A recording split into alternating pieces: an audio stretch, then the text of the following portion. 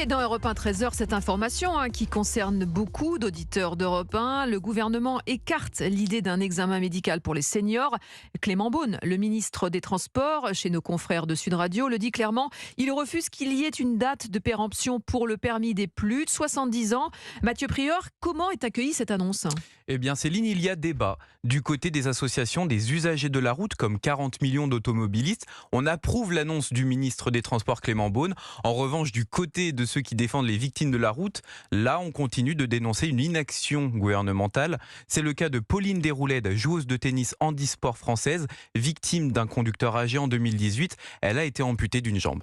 Je pense que notre ministre des Transports devrait plutôt se charger de trouver des solutions de transport adaptés sur tout le territoire. Du coup, on laisse conduire des gens inaptes parce qu'ils n'ont pas d'autre choix. Je pense que le débat n'est pas aussi simple. Et je trouve très surprenant que notre ministre des Transports soit aussi fermé sur la question. Et Mathieu, alors chez nos pays voisins, chez nos voisins, comment ça se passe ? Eh bien, en Irlande, par exemple, tous les automobilistes âgés de plus de 70 ans doivent effectuer un test d'aptitude avec des contrôles de la vue, des réflexes et de l'ouïe. En Italie, cela fonctionne par tranche d'âge. Plus vous vieillissez, plus l'écart de temps entre deux contrôles est restreint. Et aux États-Unis, il y a aussi des contraintes pour les seniors au volant, comme l'explique Norbert Pirot, porte-parole de l'association Victimes et Citoyens. Aux États-Unis, vous avez ce mode qui est mis en place depuis très très longtemps.